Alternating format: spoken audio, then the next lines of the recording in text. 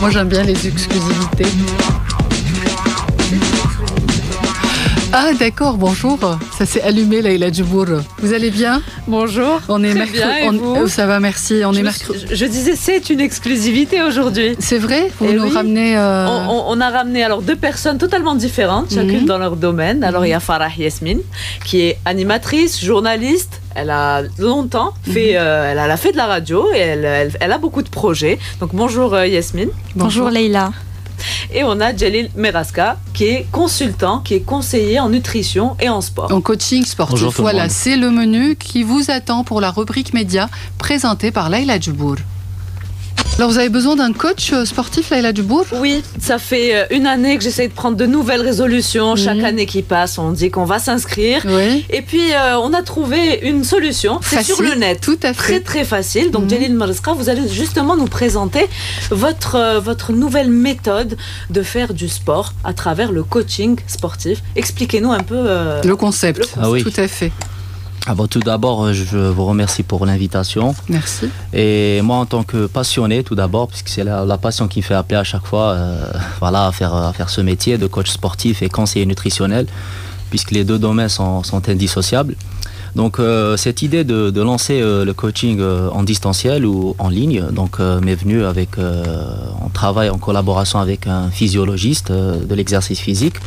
Et donc on a pensé aux gens qui ont généralement du mal à se déplacer dans les salles de sport. Voilà, donc, qui n'ont pas du tout le temps de s'organiser. Oui, même si l'excuse n'est souvent pas valide. Hein, voilà. Ça ressemble un petit peu à ça. C'est un petit peu mon slogan qui est no excuses sur les réseaux que je véhicule à chaque fois. Okay. Et puisque l'exercice physique est, selon les différents experts en sport et même en santé, donc c'est une priorité. Bien sûr. Voilà.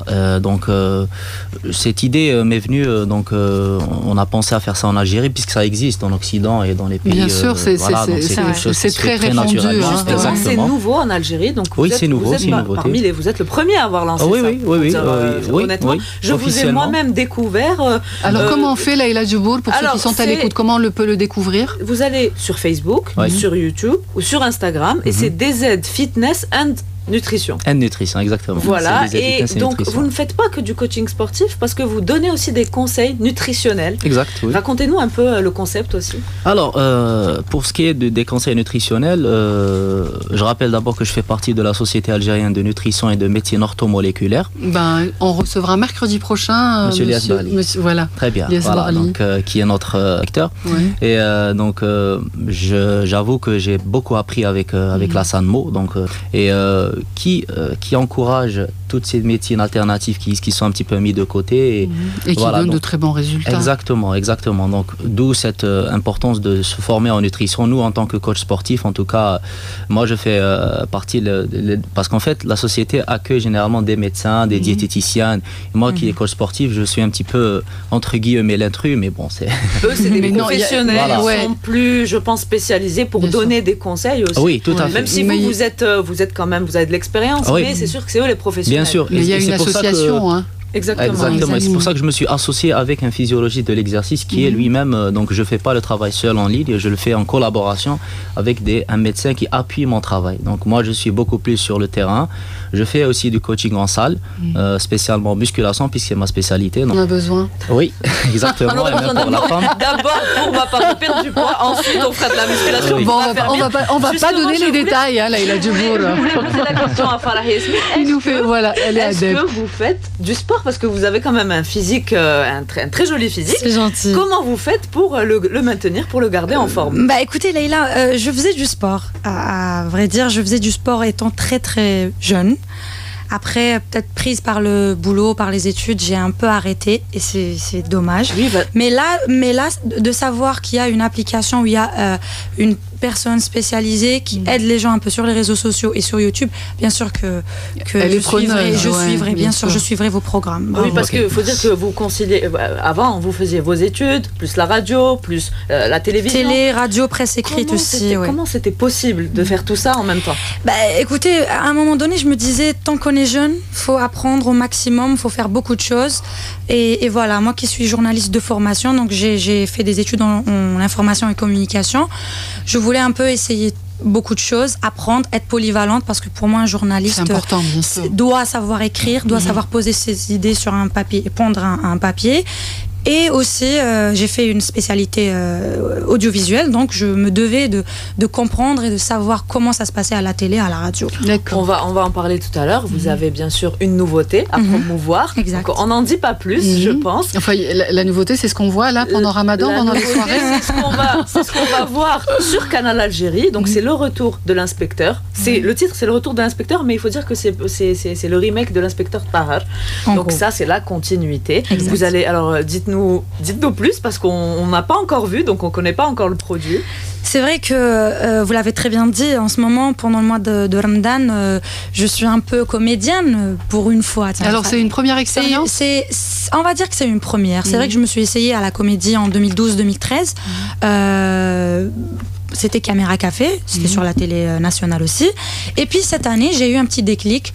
J'ai vu que beaucoup de gens disaient on voit en toi un petit talent de comédienne. Je me disais, si les gens voient ça, c'est qu'il y a certainement quelque chose. Donc on m'a appelé, j'ai fait Sabrinel sur Canal Algérie A3 aussi, qu'on a vu pendant la première quinzaine.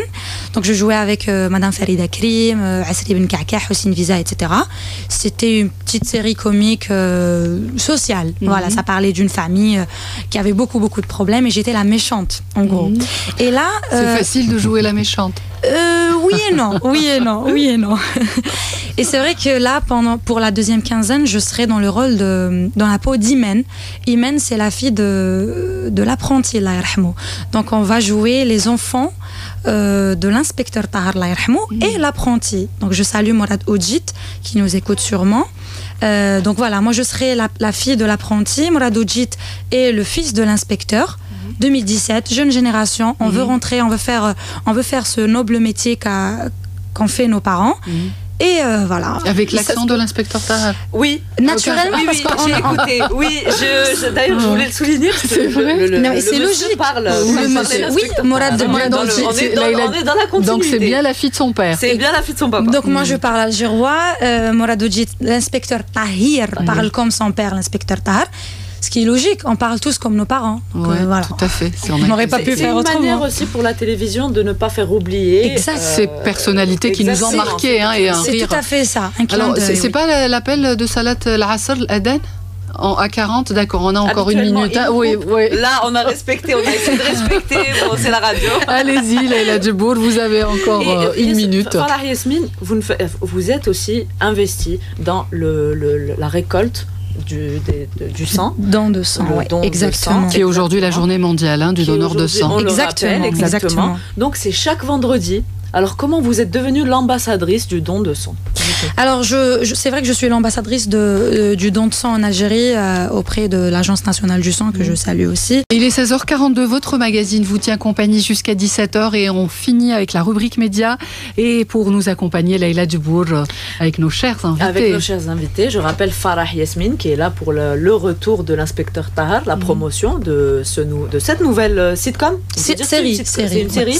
Et Jalil Marazqa qui nous fait part de ses conseils parce que c'est nouveau ce qu'il fait, c'est quand même du coaching sur le net pour les feignants qui veulent pas se déplacer ou les gens très occupés qui n'ont pas le temps. Et ben c'est la solution pour pouvoir faire du sport à travers Internet. Et pas que, donc après même les gens qui veulent des programmes nutritionnels, on fait des programmes nutritionnels adaptés à chacun, donc on fait du personnalisé. Là, depuis que vous avez commencé ? Oui, en fait, on a monté un site officiellement et voilà, donc on est en train de travailler là-dessus. Et pour le moment, on travaille avec les salles de sport principalement. Et donc c'est de bon augure pour la suite. Ouais. Justement, Farah Yasmine, je reviens vers vous pour la collecte du don de sang. Ça se passe chaque vendredi soir.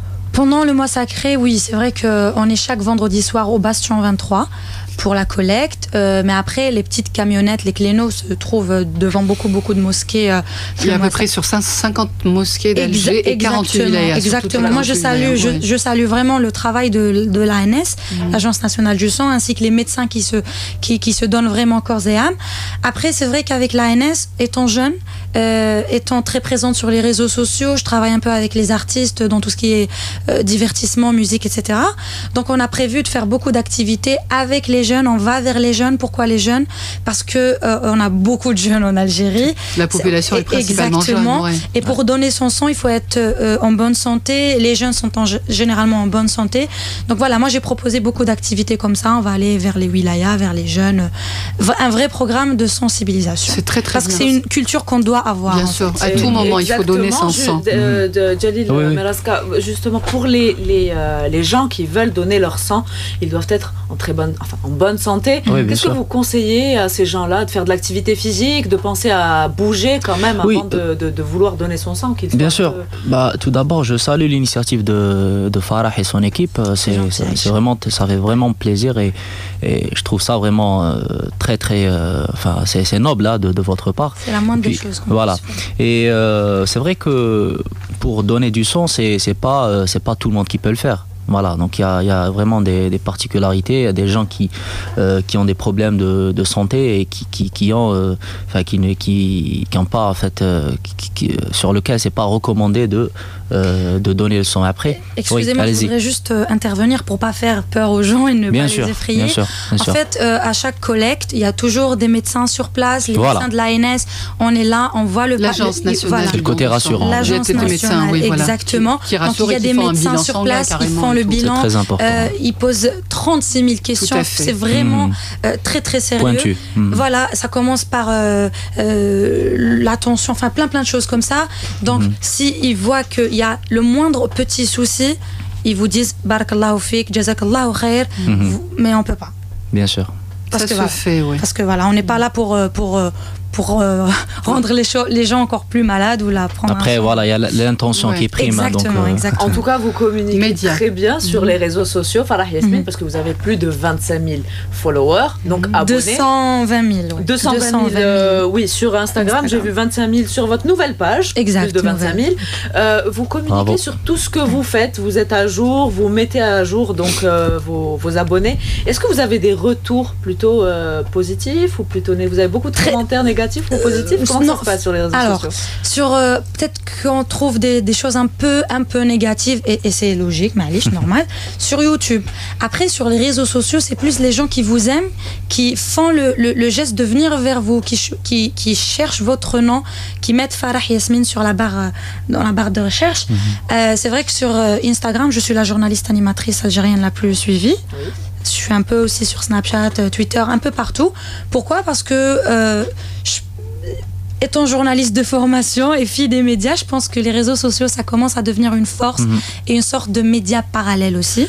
Donc je suis très présente. Vous avez été propulsée aussi quand vous avez fait Modia El Arab. Exact, en 2015. En 2015, où vous êtes déplacée donc au Liban pour un peu vendre notre image, l'image de la jeunesse algérienne.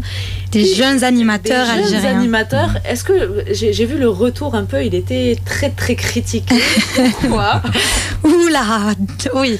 Oui, c'est vrai qu'en 2015, j'ai participé à une sorte de Star Academy pour animateurs, où on était 10 000 animateurs et journalistes jeunes, arabes, donc voilà. Et j'étais la seule à représenter l'Algérie. Très très sympa, c'était une lourde responsabilité, très critiquée, mais malish, je suis journaliste, j'accepte la critique, on avance. On apprend de ça.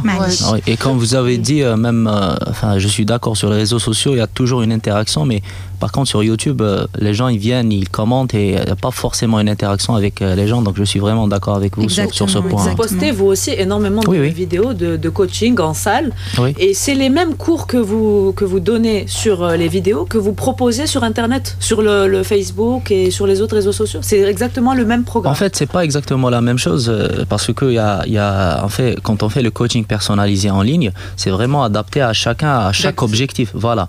Après, quand on fait des vidéos de vulgarisation, là, ça s'adresse. C'est général. Exactement, c'est un petit peu général et donc c'est un petit peu dans le pour donner des astuces, des conseils comme ça pour la perte de poids. Généralement, c'est l'objectif le plus recherché de nos jours, puisque le surpoids et l'obésité prennent de l'ampleur. C'est un fléau. Par contre, voilà, il y a une différence entre surpoids et obésité. Exact. Il faut savoir que les gens obèses sont malades, donc ils ne pourront peut-être pas adhérer à vos programmes parce qu'ils sont faits sur mesure pour des gens qui peuvent bouger, qui font déjà de l'activité physique. Mais Mais pour les gens qui sont quand même obèses, vous proposez quoi? Est-ce que vous les aidez? Est-ce que vous êtes à leur écoute ou comment que ça se passe pour les gens? Bien sûr. Pour ce qui est pour les gens obèses ou qui font, enfin les gens qui ont le syndrome métabolique ou voilà, donc on fait des suivis avec avec un médecin nutritionniste spécial, bien sûr. Exactement. Et c'est toujours accompagné d'un régime nutritionnel, puisqu'encore une fois, donc faire de l'activité physique n'est pas forcément la meilleure idée pour perdre du poids. Je dirais même que c'est pas la meilleure des choses à faire. Hein. Quand on a un surpoids et quand on a un excès pondéral, la nutrition prime. Et puis justement à l'occasion, on est au mois de Ramadan, c'est une occasion vraiment très très intéressante et c'est propice de perdre du poids au mois de Ramadan, puisque la solution c'est d'arrêter de manger. Pourquoi? Parce que tout simplement, les gens qui cherchent et qui sont à la recherche de la perte de gras, quand on jeûne, l'organisme va puiser dans le tissu adipeux. Voilà, donc c'est là. Donc vous expliquez très bien ça sur DZ Nutrition et Fitness. Oui, tout à fait. Vous avez déjà posté les vidéos concernant le mois de Ramadan, donc comment adapter son hygiène alimentaire pour le mois de Ramadan. Exactement. Et qu'on peut aller trouver. Vous pouvez consulter le site sur YouTube, DZ Fitness and Nutrition, sur Instagram et sur Facebook. Exactement. Donc, voilà. Vous pourrez voir Farah Yasmine sur les écrans de Canal Algérie. Et puis à 23h, non, à partir de 21h au Bastion 23 pour la collecte du don de sang. Chaque vendredi, on est au niveau du Bastion pour les familles qui veulent venir, pour les jeunes, marhaba. Vous êtes les bienvenus. Il y aura une équipe de médecins et après qui une petite sera là. Collation, bien sûr. Rappeler, voilà, naturellement, il y a une petite collation. On laisse pas les gens repartir sans l'avis des médecins. Collation saine, hein. Non, mais c'est clair. J'en connais qui vont juste pour la collation. Mais allez, je voulais juste, par rapport au retour de l'inspecteur, je voulais saluer Akram Djerim qui nous écoute, donc le réalisateur de la série, et Morad Ojit, le comédien très connu. Jalil Malsqa, on va vous retrouver vous aussi sur Canal Algérie pour votre reportage que vous avez tourné en salle. Exact. Donc on vous souhaite beaucoup de succès. Merci. Et bonne continuation. Merci à vous. Et j'espère qu'on sera abonné là à sa page Facebook. J'espère bien. Je suis pratiquement à 10 000 dans pas longtemps. Il y a d'autres gens de la chaîne qui vont venir. Ok, très bien. Des feignants comme nous. Tout à fait. Merci à vous. Alors c'est le mois de Ramadan. J'espère pour vous c'est le respect et surtout l'entraide afin de renforcer les liens sociaux et ne pas oublier les autres. Donc si vous avez un voisin qui est à côté qui n'a pas mangé, pensez à lui, chers auditeurs. C'est fini pour nous. On se retrouve dimanche, même heure, même station. Merci pour votre fidélité et Amenash. Au revoir. Merci Laïla Djebour. Merci à vous. Merci.